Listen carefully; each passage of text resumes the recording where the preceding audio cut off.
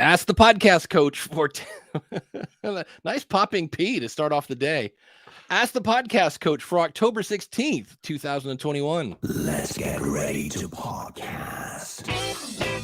There it is. It's that music that means, hey, it's Saturday morning. It's time for Ask the Podcast Coach, where you get your podcast questions answered live. I'm Dave Jackson from the School of Podcasting.com, and joining me right over there is the one and only Jim Cullison from theaverageguy.tv. Jim, how's it going, buddy? Greetings, Dave. Happy Saturday morning to you. Happy new mic Saturday. You had some popping peas going on a little bit earlier, but trying out a new mic today? Yeah, I reached out to the folks at Shure, so I need to say that up front. And I said, hey, everybody's playing with this whole MVX and the MV7, which is kind of like a Shure SMB Lite in a way. So this is the MVX7. This is the one that's just an XLR. And the reason I'm playing with this is Bandrew over at podcastage.com. And Bandrew Scott had said that this one sounds a little better. The other one has a USB element in it. And I just like for me, for this show, I just need an XLR. Yeah. And XLR only, right? No USB on that one at all, which I'm better with anyways. I'd rather have XLR. Yeah, and so the first thing I noticed is compared to now, my other one, of course, was the Electro-Voice RE320, which I had a pop filter, he said, popping his P's again. I can see where I'm going to be. Could you retrofit that one to go on the... No. No, okay. This would be one where I'd need... That's the perfect size. That the smaller, rounder size, I think, is the perfect size for a pop filter. Because the mic is too fat to squeeze it on there and that whole 9 yards. Don't shame it, Dave. Don't shame that mic. It's thick. It's thicker. Well, that's not any better either. You should quit while you're ahead. Yeah. Speaking of quitting, I'm never going to quit coffee. Can we get a coffee pour going on here? We can get a coffee pour. And, of course, that coffee pour is brought to you by the one and only, don't be fooled by cheap imitations, Mark over at podcastbranding.co. If you need any kind of image like a logo or new artwork, or heck, if you need a whole website, all you got to do is point your browser to podcastbranding.co. Mark is an award-winning graphic artist as well as a podcaster. And, of course, if you need a third bonus, he's Canadian, which means that's right. He's going to be polite. But I think a little later we're going to be talking about Jim had a kind of a quick consultation with Mark and learned some cool stuff. But I know every time I upload the School of Podcasting logo to anything, I smile because it just looks cool in my opinion, and I use it all the time. And if you think about it, they hear you before they see you. No, Dave, that's actually backwards. They see you before they hear you.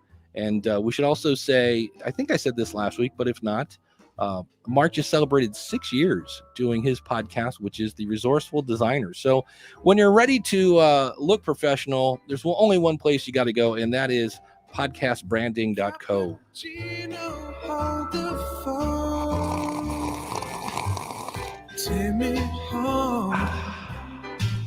Yeah, so you actually had a little meeting with Mark, because I know you've been talking about you're going to update some stuff and redo your logo and things like that. Yeah, you can go on his website, send him a note. He said, hey, here's a link to my scheduling page. You can schedule a free 20-minute consultation with him. And I just sat down and he was looking at my sites and we went through some things. He's like, yeah, I like this. I like that.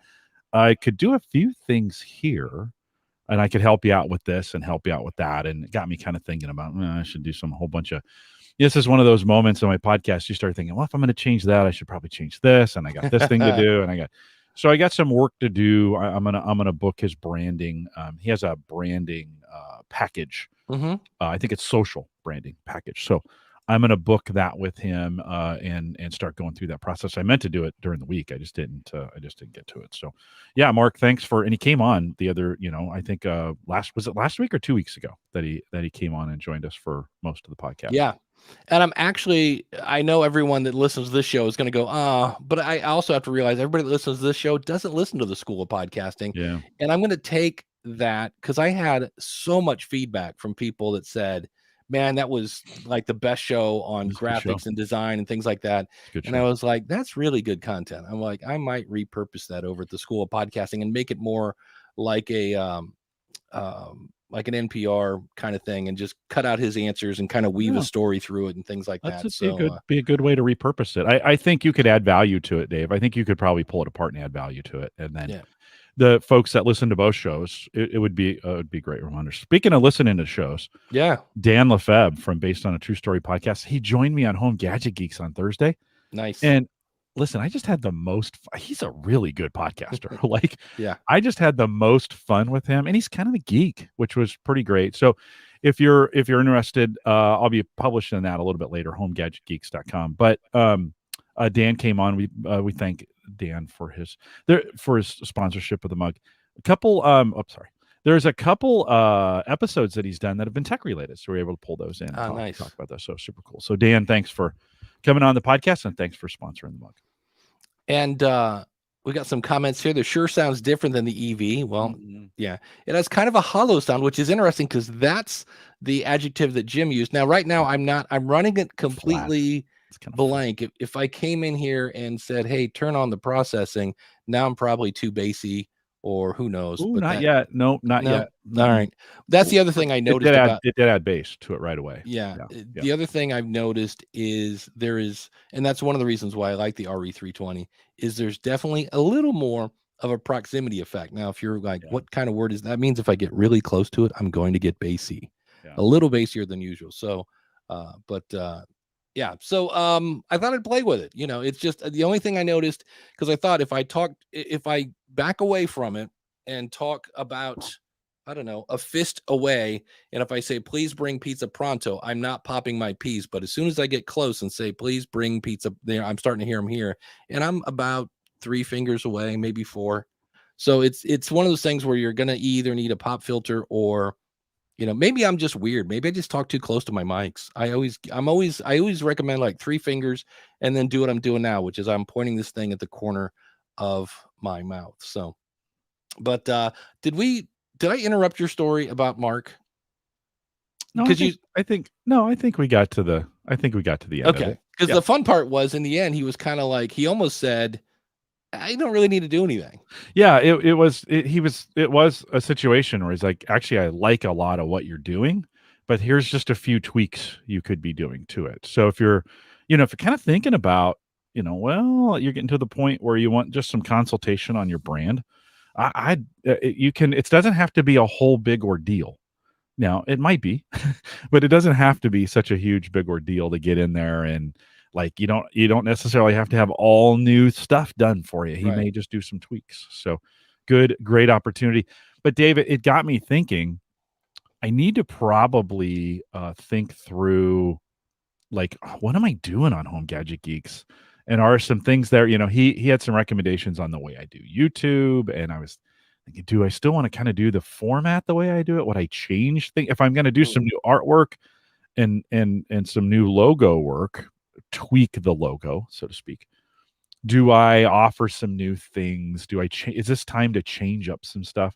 So I don't have any answers to that, but I have been thinking about it all week, kind of like, maybe I need to change some things. Well, that's the fun part, because on one hand, if you keep doing the exact same thing over and over and over, there are times when you kind of like, time to make the donuts, And then on the other hand, if you tweak it too much, then your diehard listeners kind of, I know we've talked about him before, but Mike Rowe over at That's the Way I Heard It, or The Way I Heard It, or The Way I Heard.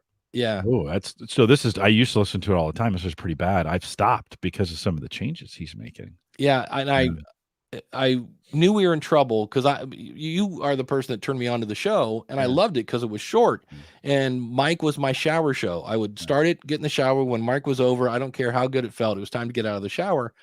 And I heard him say, I've been listening to Joe Rogan, and I really like the fact that he can go so long, and it's a long form. And I thought, oh, no, back away from the Rogan. And sure enough, he started doing Rogaine, but Rogan. Yeah. And he changed his tagline used to be something for the person with the short attention span. And I was like, and if you have a short attention span, guess what? Curious mind, short attention span. Yeah. And I was like, guess what? If you got a short attention span, you're not listening to Mike Rowe anymore. I know. I took him out I had a playlist called Short Shows, and I would listen to those when I walked around the block, or if I was in the shower or something like that. And I had to take him out of the short shows, and it turns out he's not in any other playlist. He's probably still getting downloads, but I'm, every now and then I'll like, and I'll see where it's like an hour and 20 minutes. And I was like, and yeah, well, that's the danger of changing your format that radically. Like, right. If it were me, I would have kept the short form and then made a new channel for the long form. Like, I'm going to do this long form thing. It'll be in a new channel and just to see, because that's a good way to kind of test it, to say, like, are people really wanting to do this? They'll go out and get it if they, you just tell them in the short form, hey, we have a new long form. If you want to hear from me and my producer or whatever it was, there's a buddy, whatever it was. But man, one day when I just went to the feed and it was now an hour, I was like, I can't catch up to you. Yeah. Like, yeah, I used to listen to 3 or 4 of his in a row type deal. And I could do now. I mean, that's 4 hours. So again, 4 hours isn't wrong. It was just not my expectation. Yeah. And if I came to it now and I was like, oh, okay, well, if it's going to be an hour, I probably need to change the way I listen to it. Pandemic's wiped out all those long shows for me, so I'm not listening to them. But yeah, it could have. I think he could have done it better from that perspective. Like, he could have done it differently. And I don't know, ultimately his numbers will tell. He's a numbers guy.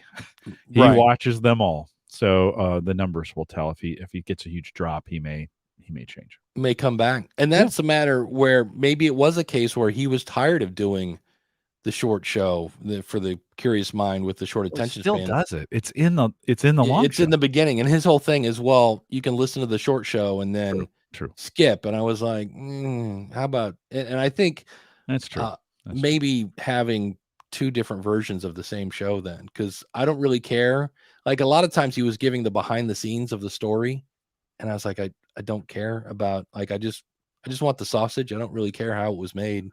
So well, there's a lot. So there's no right answer there. You could keep the show the same, create a separate channel. You could keep the original or change the original show and create another channel just to kind of see how people move, see how people move. Or just keep it all in the same, I guess. And I don't know. This is where there's no right answers. You got to kind of do what you want to do, right? Yeah. And see then what happens. The numbers will fall. And by the way, you're going to get differences of opinion. I mean, that's just happened in our chat room just like 2 minutes ago. Stefan says, "Hey, I love it. You guys should have guests on once a month." And the pest control nut said, "I don't actually like it when there's guests because they're nervous and they, Well, here's the funny thing about that is I get people that email me all the time saying, I'd like to be a guest on Ask the Podcast Coach. And I go, it's 90 minutes of free form, whatever you want to do. Just come on in. You got a question or a story about your podcast? Just get up at 10:30. So yeah. And I think we even tell them how to do it. It's streaming right there. Yeah. AskThePodcastCoach.com/join. Join. If you want to be a guest, you can. Well, but here's the deal, Dave. I don't think a lot of folks necessarily that are in the chat room think they have enough to say to be a guest or whatever. They kind of need that invite and maybe some time to prepare and some of those other kinds of things. So it's okay. Like, you can call in if you want, or you can just listen. That's fine. We don't care. We're fine with it either way. Yeah. But it's funny, talking about tweaking formats, Todd and Rob, who do the new media show, have said that when they have guests, their numbers kind of trickle down a little bit because people tune in to hear Todd and Rob talk about podcast news and all that stuff. So you said, we were talking before we started, that you went back and listened to some of our old shows. I did. I did. Last night I was setting things up for this morning. So I went to YouTube to see if you had posted anything yet. And then I got a little, hey, 2018, an Ask the Podcast Coach from 2018. So I went back and watched it. And then I went down the rabbit hole. I went to 2017, 2016, 2015. And I started watching, you can, when you do that and you start seeing the evolution of yourself, right? Which is really crazy. One, my hair was a lot darker back then. Beard was a lot darker as well. Yeah. I didn't have a beard in some of the older ones. But from a content perspective, you begin to see our evolution in this and how we evolve from it's just different. we're more comfortable with each other. The content style is different. We were on Google Hangouts in 2015, 2016. So you couldn't see me do the dance in the beginning of and I remember when we switched to StreamYard and you're like, now people can see Jim dancing now, right? Kind of deal. And I've done that the whole time, like the whole time we've done it. Right. So it's just a great opportunity, Dave, to go back, one, to see how far we've grown in this format. And then two, how we've evolved and even our backgrounds. Like I've been in the same spot since the very beginning. It hasn't changed. Shelving is the same. The dresser down here is the same, but I'm constantly changing. And you can see, I could see like during the pandemic when I cleaned it up because I was podcasting for work from home. I was like, oh, I had boxes everywhere and all kinds of stuff all over the place. So just good memories too of where we were at that time doing those kinds of things. So I think it's a good exercise to do. I don't know, every year, maybe go back and listen to some old ones and just see where you've come. Yeah. And what's the other thing I always find that's weird, because I typically record my show Sunday afternoon around 3. And I don't mess with stuff. It's almost, for the past couple of years, it's been an RE320 into a Roadcaster, and yet the tone will be different. I was like, how is that? And not that it's bad. It's just like, wow, that's weird. That sounds a little more bassy, or that sounds this or that. So it's always kind of interesting, but I love the fact, because at that point, in theory, you can listen with a set of fresh ears.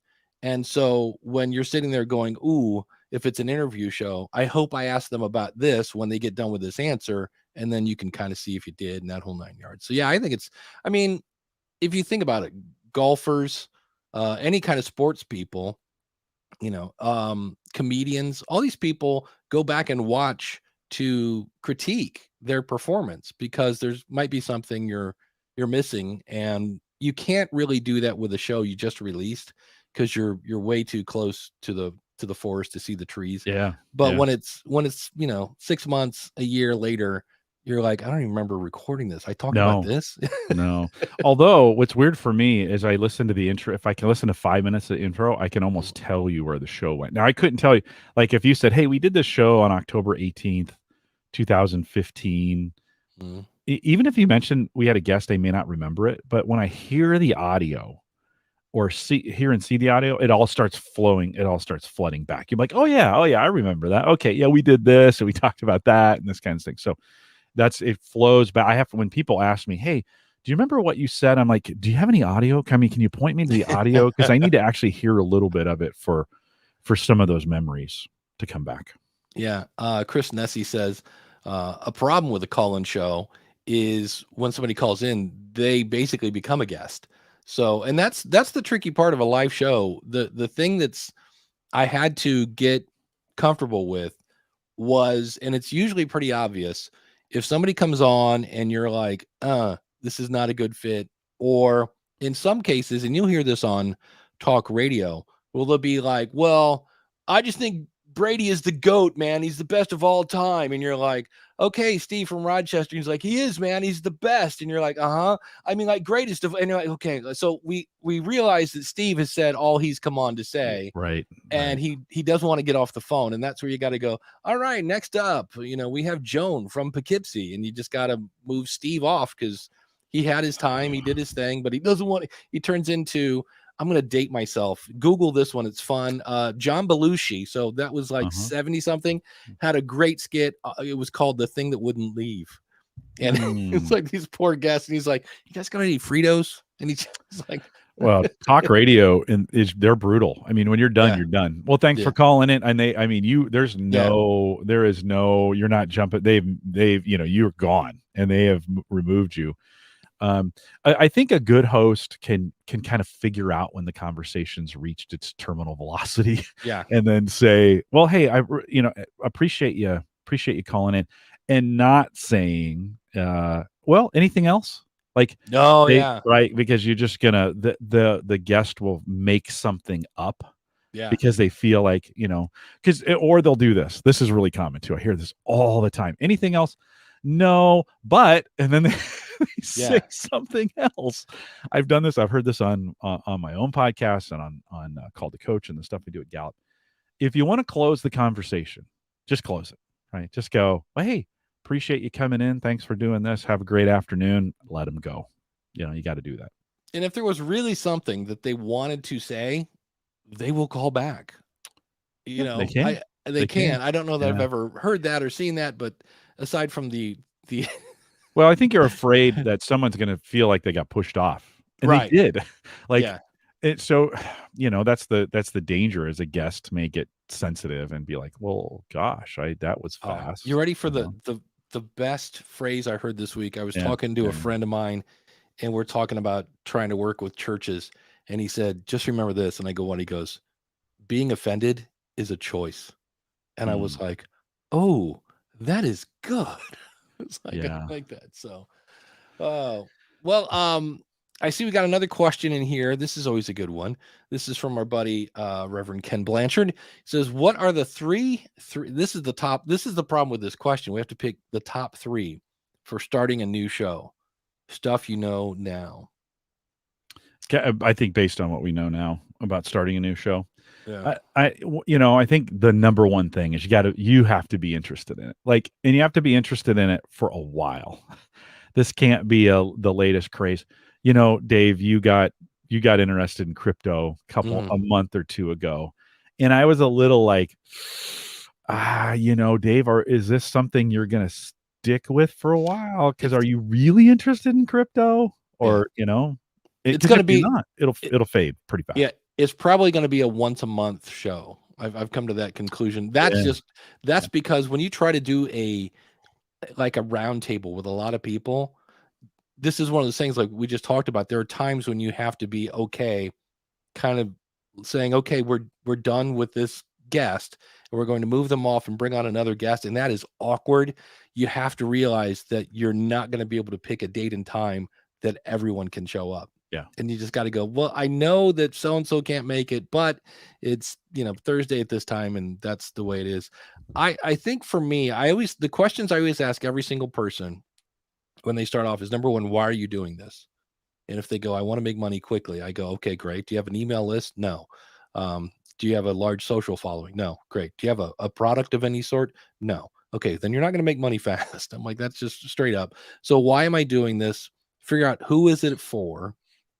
And then, I guess, what do you want them to do? So I always go back. I finally rephrased this. I used to say, how will you know if your show is a success or not? And they go, if I could just help one person, that would be great. And then 2 months later, they're like, I'm not making any money at this. Right. So I now ask them, is this a hobby, which is fine, or a business? And if it's a business, again, how are we going to make money with this? And so many people think, well, I'm going to start a podcast in about 3 months, I'll get sponsors. And I'm like, if you go listen to the feed, if you're looking for like legit sponsor money, less than 10% of podcasters, at least on Libsyn, get enough downloads to get the typical Casper mattress. And for the record, if you look at that, Advertised Cast, which is owned by Libsyn, has now been publishing the average CPM, and it's usually around $25.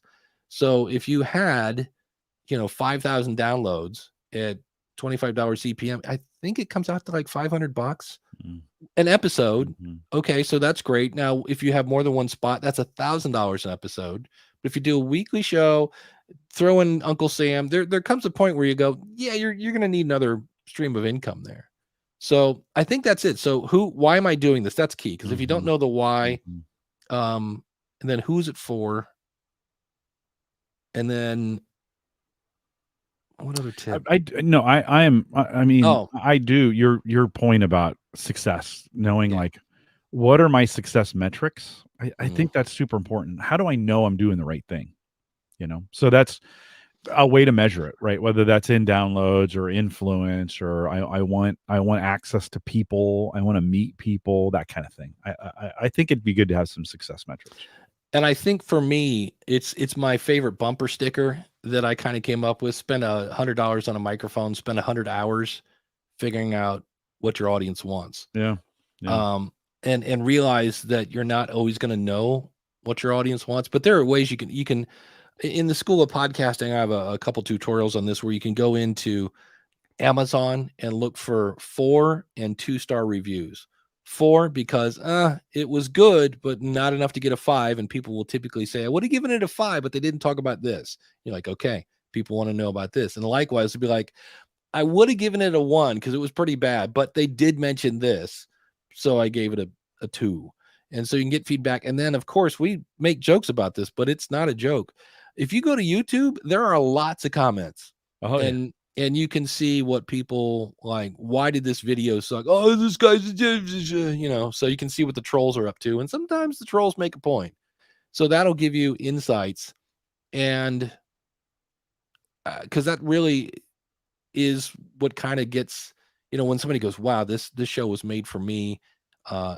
I can't get this place anyplace. I was talking with a guy yesterday on my chat. He stopped by the School of Podcasting. And by the way, if you ever see the chat thing on, if that's on, that means I'm sitting there. And he's got access. He's working with a guy that started filming Guns N' Roses when they were kids. Like he has pictures of Slash without his hat. I mean, that's old. And I think it's called the First 50 Concerts, and they filmed them all. So I said, dude, you have one of the key ingredients, and that is you have information that you cannot get anyplace else.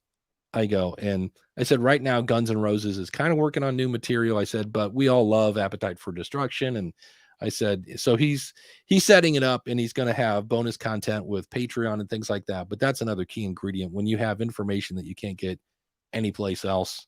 I'll give you an example of a good podcast and a bad podcast, because I'm doing a bad one right now, just for the fun of it. Like we're doing a bad podcast? No. I do a show, and and the only reason I do it is it's on Buzzsprout. And feel free to not listen to this. It's not good. But I want to play with Buzzsprout, and it's called Podcasting Resources. And I have a website, podcastingresources.com. This is podcastingresources.net. And all I do is I go out to podcastingresources.com. I pick one of the resources I found, and I go, hey, here's a website that connects podcasters with guests. And according to their website, they do this, blah, blah, yada, yada, yada. The website is there. And, for more information, check the show notes. So I'm basically doing a web search for you. In my opinion, that's a bad podcast. It's not horrible. Is it valuable? It saved you 3 minutes of doing a Google search. A good podcast would be, hey, today I look at 5 podcasting guest things. There's podcast guests, there's this one, there's that one. There, I look at them, and I'm going to tell you which one I like best and why. Now what am I doing? I'm saving you a lot of time. I'm giving you insights, and I'm doing some of the work. And that's information, not that you can't get it any place else, but it's information that took some time and some thought. And if I throw in my opinion, that's even more fun. So not that the other one's a bad podcast, but to me, when you start doing some theory, and I forget what episode, I did an episode on this about the different levels of what makes a good podcast. And when you kind of, start doing comparisons and things like that. So, well, and I just think the good and bad is in the eye of the beholder. So that's true. It's a good point. Maybe not the best words. Well, no, it's hard. We're trying to quantify, this is a multi-dimensional problem, and we're trying to solve it with a single dimension of good or bad, which is, I don't know if you can do it. You have to kind of think through, like, who are my listeners? We've just in the chat room in the last 15 minutes, there's been a big discussion about, was that episode where we had Mark on for the whole guest helpful? And some liked it and some didn't, right? And right, you're so as podcasters, Dave, if we were trying to do some collective intelligence out of the chat room to say, should we do that again? It'd be inconclusive. Like we wouldn't like, some people like it, some people don't. What is it? Did it work? Did it not work? Listen, I thought it was good. It's what the universe gave us that morning. That's what we had. I thought Mark was fabulous. Take from it what you want, but at the same time, we can't, if we start thinking like we've got to listen to every single bit of feedback, or listen is the wrong word, take action on every single bit of feedback, man, we would be a flailing podcast, not really helping anybody. I think in that maybe on that list of 3 things, the 4th thing I would add to that then is be yourself. Like do what you want to do, right? Do that piece and have it and do it in a way that that works for you. And you've just got to you just got to get there You just got to be true to it. Because if you're faking it, listen, Rogan's super popular. I hate his podcast. Like, I will never listen to Joe Rogan ever. I just not interested in it, not interested in that style. I don't have the time. So but that's my personal opinion. So anyways, I think that to kind of round that out, Dave, I think those are some things as a podcaster that you want to definitely think through. And Shannon is on deck. And so Shannon, if you can just hang for a quick second, because I look up, I was like, holy cow, we've already gone Clubhouse, or is she in here in? No, she's StreamYard? here in the in StreamYard. Okay, Shannon, hang tight for a second. Let us get through don't go anywhere. We want to don't go anywhere. And so I looked up, I was like, well, it's time to think. Well, first of all, that means Jim's probably thirsty. And the other thing, I think we're going to find out here is, I want to share my screen. Yes. Okay, good. Because I was like, holy cow. I did a thing where I deleted all my cookies and history and things like that. That sometimes can kind of mess you up because you find out that you had plugins and stuff that need that information. But we always like to thank the teacher's pet. That, of course, is James over at the Dog Podcast Network. If you have a little pooch or a hound or a whatever, if you got a dog that fits in your purse or your backpack, or 110 pound German Shepherd that barely fit in your Toyota Prius, which was fun.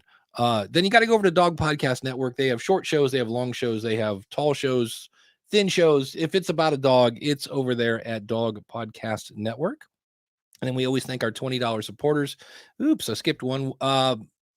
Baby Mountain Radio Productions. It's where podcasting and hard work are made fun. That's my buddy Michael Delaney and Shane over at tourpreneur.com. If you operate a tour business or plan on starting one, this podcast is for you. Glenn the Geek Hebert over at horseradionetwork.com. Glenn also is going to be the opening keynote at Podfest in a couple weeks. Podfest Origins. And then the Indie Drop-In Network at indiedropin.com. If you got a true crime or a scary story or a comedy show, they've got a built-in audience over there that is looking for that stuff. So hand them over a couple episodes and grow your audience. Ed Sullivan, if you're looking for an editor to make you sound like butter, it's like butter for your ears, go over to soniccupcake.com and he will put more icing on your show. Felix over at the Latin Podcast Awards, which is dedicated to enhancing the visibility of the Latinx podcasts around the world. They've been doing it since 2017. You can find them at latinpodcastawards.com. Max Trescott up in the air doing aviation news talk. You can find him at aviationnewstalk.com. KJST Media is an LGBTQ plus founded company focused on helping all levels of podcasters to grow their podcast, regardless of what you're looking for. Caden is there to help you. Find it out at kjstmedia.com. Greg over at debtshepherd.com, where he is teaching financial wellness. So if you need some help with those finances, check him out at debtshepherd.com. Kim Craggy at Toastmasters101.net. If you'd like to develop your voice, reduce your editing time, or improve your content, Toastmasters101.net. And if you'd like to be an awesome supporter, simply go over to askthepodcastcoach.com/awesome. And we'd love to help you. And if you want to, if you're like, I don't really want to do the monthly thing, you can go over to askthepodcastcoach.com/store and pick up things like my book or do a one-time donation, all those fun things. And thanks to everyone who helps support the show. So with that, let's bring up Shannon. Shannon, and this is one thing we like to point out. You don't have to turn on your camera. If you want to come on and you don't want to turn on your camera, you don't have to. So Shannon, how are you? Hi. I'm sorry I'm using computer audio. Half of my stuff is all packed up and in between and my fifth wheel trailer. So you get what you get with me. No judgment. Yeah. And you are absolutely fine. Yeah, we should also say Haley, we will bringing Haley up in Clubhouse in just a bit. But right now we're talking with Shannon, and don't worry about your audio. What can we help you with? Okay, so I released very first episode like about 24 hours ago. So I don't know. It was like 2 or 3 o'clock in the morning when I finally got done and said it's good enough, and I put it out. And so I've got like 2 or 3 questions. Sure. This is so cool. I woke up this morning and I checked Libsyn, and I have like almost 250 downloads. Nice. Which I was not expecting. There's people I've got them in Australia and Brazil and here and Canada and Belgium. I didn't know there's barrel racers in Belgium. This is You so never going to know. be so addicting. You never know. Just know that of those 250, you may only hear from 2 of them. Like, Sure. yeah. Okay. So a question that I have is, how do you add like different album covers? So like when you go into Podpage, it just looks like the same old thing over and over and over and over again. I can see if I had like 100 episodes, I think it would make the page look better and help people find things better. If, okay, so this episode I did Woodbury Performance Horses, and I'd like to have, a logo from them as their album cover for that episode. And I see that Dave has done that in Podcast Rodeo Show, and I'm just wondering how you do that. Yeah, since you're using Libsyn, I pulled up Libsyn on the screen. And when you are making an episode, now I'm in Libsyn 4, this is the same in Libsyn 5, you have a tab called Artwork, or if you're in Libsyn 5, there's just an Artwork box on the right-hand side.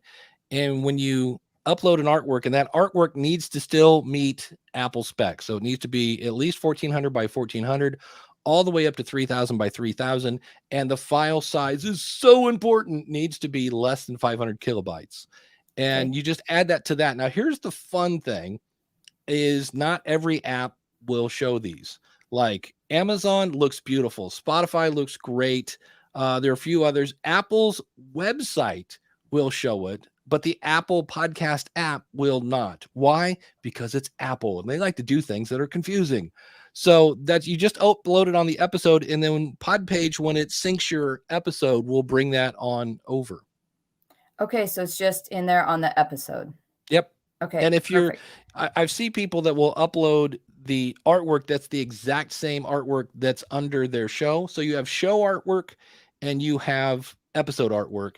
And if your episode artwork is the same artwork as your show, don't bother, because almost every system will just use the show artwork. But if you're going to upload something different, you do that on the episode side. And just to represent well, all the other podcast providers do have a similar function, right? Yeah. You can go in there and by episode upload album art to meet for each individual episode. Yeah. Okay. I mean, if you're using Captivate, they all have a spot for artwork. Not 100%, but most of them, 99% of them, have a spot to put the artwork in by episode. Is what you're looking for. Yeah. Shannon, it can be, I mean, it's kind of, make sure if you're going to do episode artwork, it's a solid, I look at this and know that one, it is a part of the podcast. So like you want the branding to be so different that people wouldn't recognize it. I mean, they should be able to look at it and say, oh, that's also a part of this podcast. And then that what you're using in the art from a distance is recognizable. Like you wouldn't want to jam a whole bunch of words in there. Like, so what I would like to do is, I don't know, Dave, if you've seen like my artwork, but it's, the business of barrel racing, and then it sort of frames a picture, but I want to keep like the frame the same and try to just change that background picture to be either, and it could just be words too, like the guest name or something, just to differentiate it. So the frame is your brand, right? Is you're trying to keep that similar, and that's the same thing as your podcast artwork. And then you're including something new inside the frame. That's what you're saying, right? Yeah. Yep. Yeah. It's got a shot. It's got a shot. It's never perfect, right? But it's a good thought. Test it a little bit and see what kind of feedback you get on it.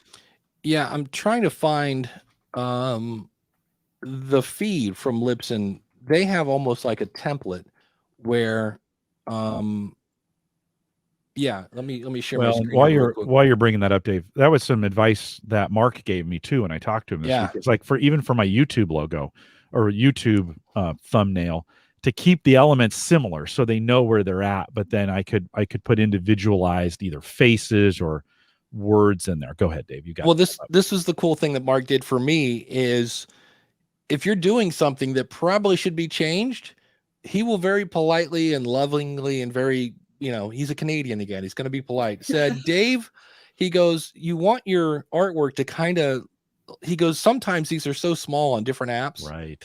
And he goes, I want to be able to know that's your show. And so what the feed does is they have pictures of Elsie and Rob, that's the hosts. It's typically greenish to match the whole color thing, but they have a big number on it, and then the name of the episode, and then behind the scenes they have pictures of the hosts and things like that. So you kind of it's a similar look, and it's the same, basically 2 pictures of them.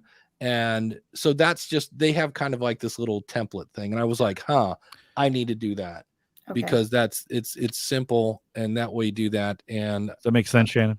Yeah, that makes total sense. Good. Oh, it's Heather.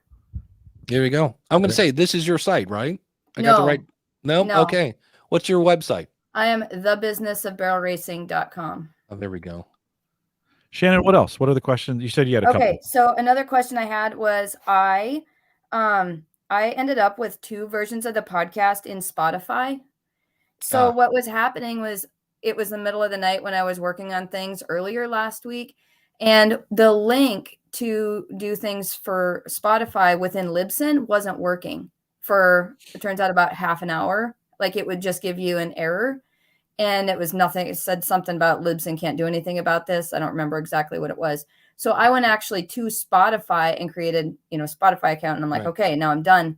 Forgot that I did that, in the 2 a.m. fog, and then did it again on Libsyn. So can I just go to one of them and delete it without messing life up? Yeah, you can either go to Spotify or you can go to Libsyn. Both have tools to go in and say, okay, take these 2 and kind of, basically make it so that you end up with one.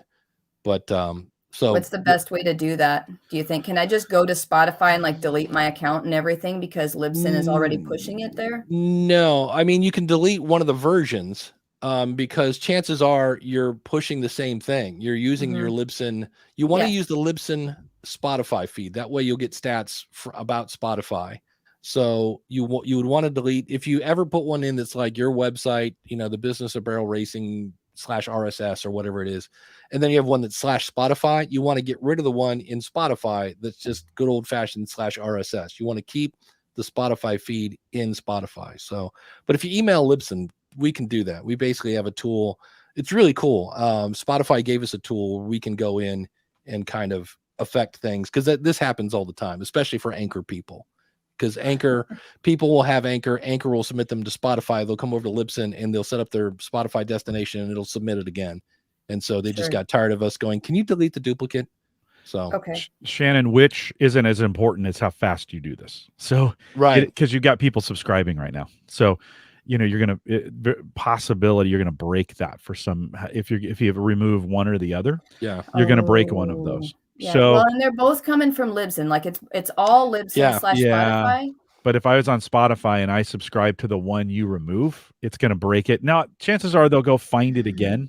They'll find the other instance of it and subscribe to it. It's all the same RSS feed. Yeah, but in Spotify, it's 2 different IDs. So Spotify's got you twice.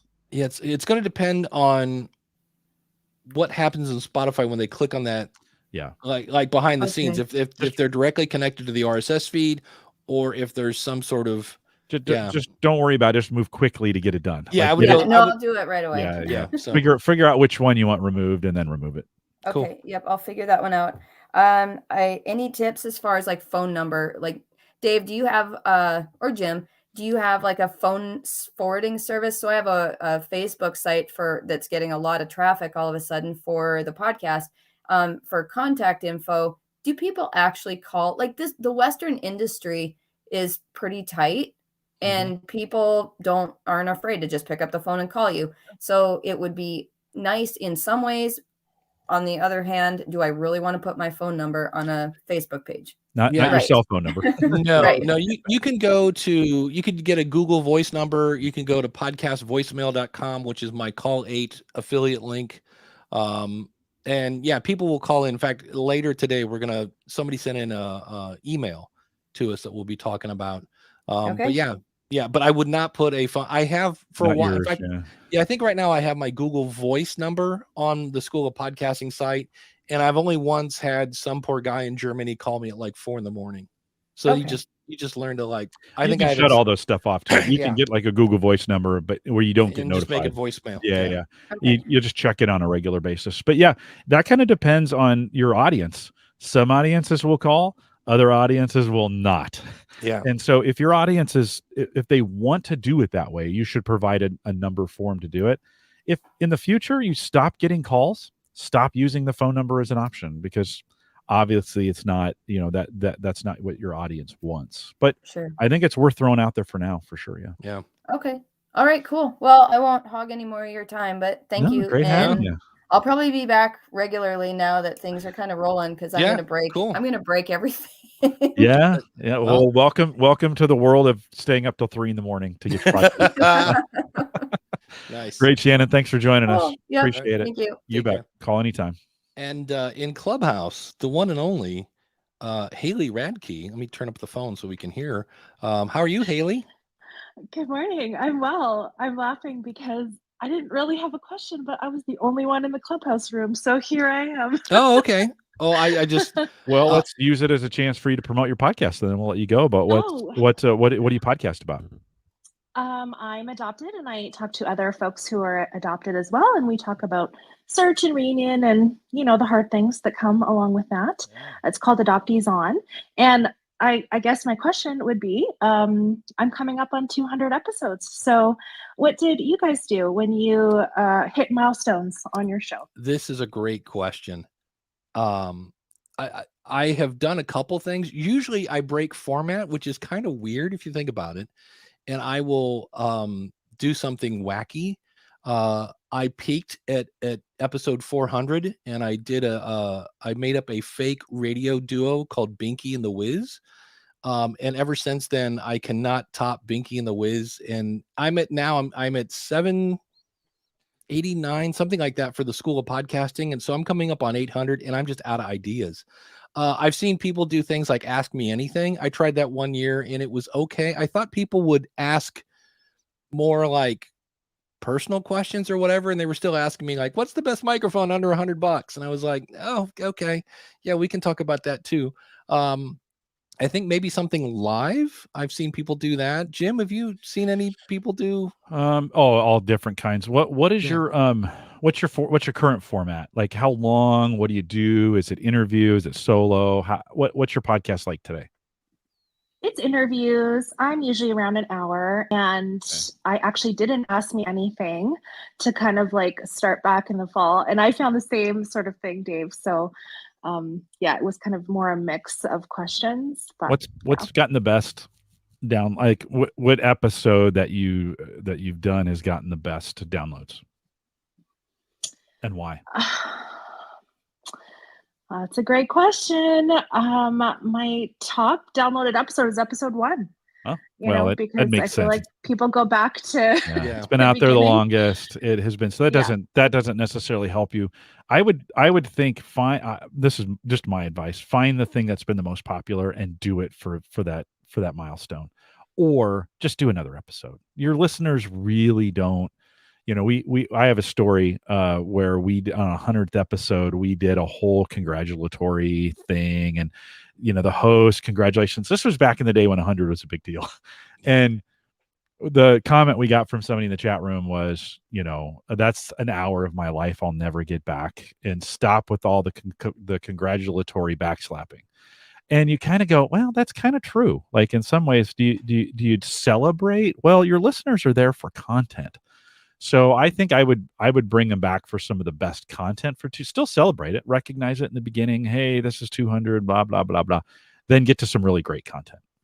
Yeah, Fred in the chat room has said Dave in 2007 and 2009 did a kind of remembrance show where I played clips from, back in the day. Yeah. But that got to be so long. When you get to so many episodes, you're like, I'm just going to play a little clip. And all of a sudden you're like, your intro is 5 minutes long, and it's just nothing but, stuff that, people now don't really care that, you started with a different mic or, whatever. It's just, Haley, do you feel like you know your audience pretty well? Oh, yes. And you know what? When you just said like acknowledge, but the celebration is more for me, right? So I love that. Serve them. Just go back to serving them. Yeah, and get some really great content in there. Did you ever do anything live?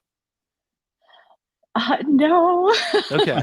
I think I know why. All right, I can tell by that answer. Because some people in the chat room were saying she should do something on StreamYard and do it live. There is something, and I know Haley, you know that I know that you know that I know that you know that you're just a person, and you probably put your shoes on one at a time this morning. But when your audience gets a chance to see you live, and they're like, "Oh wow, there she is! Wow, look at it! Her voice is actually coming out of her mouth. Like, wow, that's cool." Yeah. You might do something live just to say, "Hey, I just wanted to come on and say thanks and blah blah." I don't know. That's an option, and then you can always do that. And then if you go, "Wow, that was a complete that didn't work," don't release it as an episode. Or do both. Yeah. Like, do a 200th episode and follow it up with a premiere where you're live. Or, I mean, there's a lot of different combinations of things you could try there. And don't make the live something that is high stakes for you. Like, make it low stakes. Almost just make it like a Zoom call, Mm-hmm. and where it's low stakes, but your audience gets a chance to interact with you. That may be a big, or they get to come in and answer a question about adoption, or something inspirational. Make it inspirational about adoption. We certainly need more people who are willing to do that. So something like that. Does that help? All right. Thank you so much. I love the brainstorm. Thanks for being an audience of one out there on Clubhouse. Appreciate that. We're actually up to, I think, 3 now, something like that. Well, all right, Clubhouse. So way to represent. We're rocking and rolling. Hey, Haley, thanks for calling in. Appreciate it. But yeah, I remember when I first met Haley and I was talking to her, and she was explaining how, and I talk about her podcast a lot when I get into talking about niches, because the only people that know what it's like to be adopted are people that are adopted. Yeah. Yeah, you can't. That's it. Can't say, "Oh yeah, I empathize," unless you have been. I know it's like no, you don't. So, yeah, it's like, oh, I do. Yeah, actually, you don't. I had a dog, and it was like, no, sorry, yeah. But yeah. So, let's see what else. Speaking of getting feedback, I think can we do this? Save that for post show? For post show, I kind of got. Well, let me set it up. So I said last week. I came in halfway through the show and I was a little cranked up on food. I had gone out for breakfast, had a really rich breakfast and a lot of coffee, and I came in and I got a little aggressive. And so I think in the post show, I got some pretty true, pretty honest, but pretty blunt feedback on it. So I think, Dave, let's push that to the post show, because I want to talk a little bit extended about it. And if you're just a regular podcast subscriber for us, you listen to us through the podcast feed, maybe now's a good time to join the Patreon group and get over there if you want to hear the blasting that I took. I was out of control last week. I'm just going to admit that. I got done with the show and I was like, I don't think that was my best work. So I was going back through the chat room to make sure we didn't miss anything. The Records and Bands podcast says he's starting to turn each episode webpage into a complimentary blog post for podcast 2, but it's very time dependent. The different art looks better though. Yeah, that is my advice for everybody. If somebody goes like, "What's a podcast?" I go, you do the whole it's internet radio thing, but really to the person who has a website, it's a blog post with a player. And so I have, I get to see a lot of people, and it's always interesting when I see somebody go, "I'm just not getting as many downloads as I thought." And I will go over, there was one I saw, it was like a sermon, kind of Christian podcast. And they were like, this week's episode has features a reading of like Timothy 3 verse 16. And I was like, that's not like, yes, that explains what it is, but like, what's in it for them? Give them an idea of why you're talking about it or whatever. So you need, I think Google needs at least 300 words. I've heard other people say at least 1,000 words.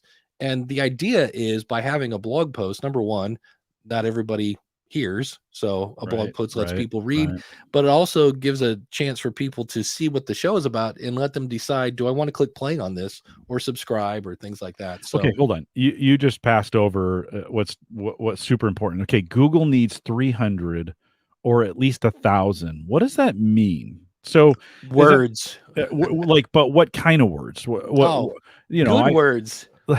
So if I take my transcript and just jam it in there, that's a lot of work. But Dave, it's a lot of words. Why does that not work? Yeah, because Google. What is Google's job? Let's reverse engineer this. How did Google beat Netscape?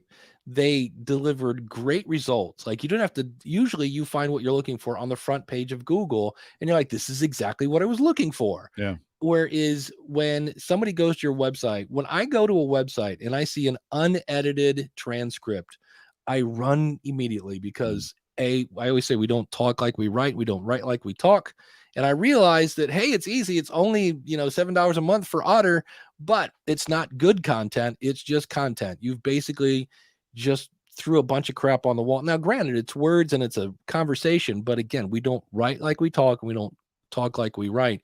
And that might actually hurt what's called your bounce rate, which is a weird thing because there are times when somebody will go to your website and find exactly what they were looking for, and then leave. Well, that's a bounce. That means somebody came, they looked at one page and left. But in some cases, having bad content on your website will have people go there and then leave. And Google pays attention to that because Google's job is to send you to good content.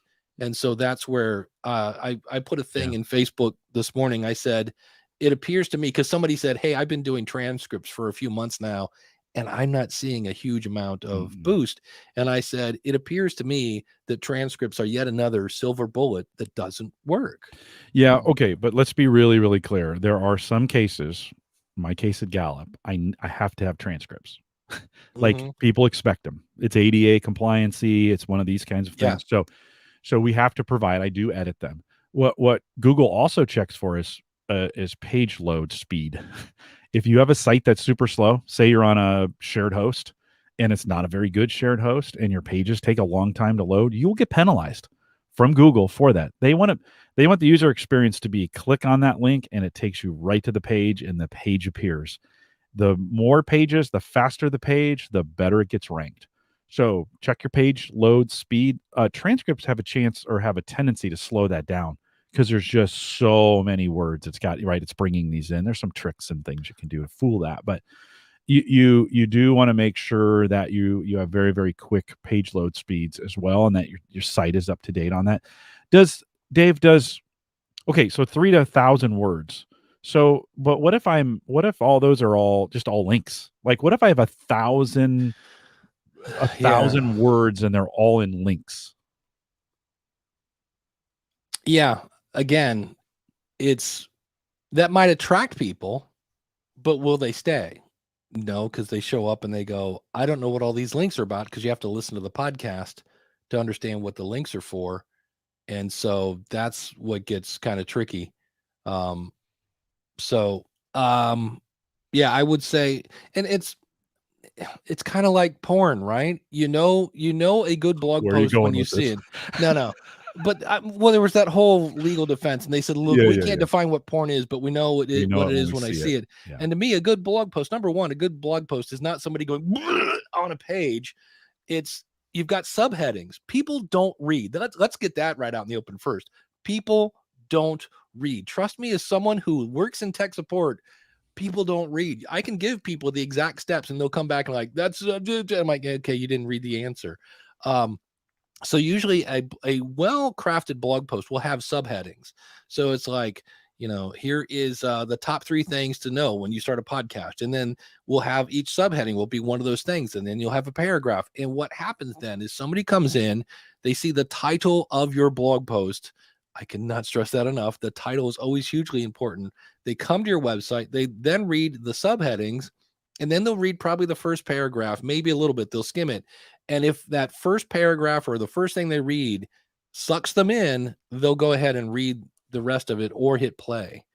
So it's not tricky. Yeah, I mean, it's not easy. Just right. Like, Google will also penalize you if it's just links. Link, then they'll sense that's a spam, kind of a spammy site. You just got to write. That's it. Old fashioned. And write for a person, not a robot. So don't sit there and go, today on Ask the Podcast Coach, we talked about how to start a podcast, because when you're trying to learn how to start a podcast, it can be hard and confusing when you're trying to learn how to start a podcast. And Ken Blanchard asked us about the top 3 things about how to start a podcast. And you just keep putting the phrase. It's like, look, a human's going to go, oh, I see what you're doing here, Mr. Spammer. And then you're at least for me, maybe that's just my opinion, but when I see somebody who is openly spamming a phrase, I go, I don't trust you anymore, because you're trying to, Jim had that. I wish this wasn't the end of the show, because that would be the title. Just right for a person. That's it. Yeah. And make it good. So good stuff. But good it's stuff. crazy. But Man, that hour went fast. Very, very fast. So Jim, what is coming up on the old Average Guy, or Home Gadget Geeks, found at theaverageguy.tv? Yeah, you don't have to say all that stuff. So Dan Lefebvre, who sponsors the mug here on Ask the Podcast Coach, joins us. We spent a little time talking about his podcast, but some pretty good tech nerdery that's going on there. And so, Dan, thanks for coming on. We'll post it a little bit later this afternoon out at homegadgetgeeks.com. There we go. And on Ask the Podcast, that's this show. Yeah. On the School of Podcasting, I'm going to be talking about lessons that podcasters can learn from the Squid Game on Netflix. The Squid Game right now is, for at least for a week, was the top program in the world. It was 89.3% more popular than an average show. And there's a lot of really great stories about it. If you haven't watched it, it's on Netflix. It's weird. It's definitely inspired by some other shows. So it's not entirely unique, but they added a creepy factor. And my favorite thing is when you watch it, they suck you in on the first episode, and on the second episode, they give you the backstory. And I was like, see, there's that whole, like, do I need to know the backstory first? No, I just know I got some creepy giant doll playing red light, green light. And I'm like, what is this? So it's very crazy. So I'll be talking about that on the School of Podcasting. I want to thank Mark over at podcastbranding.co. Of course, go over to why can I never remember Dan's website? Based on a true story podcast.com. Thank you. And James over at dogpodcastnetwork.com. Thanks to the chat room. Thanks to the awesome supporters, and stick around for some post show.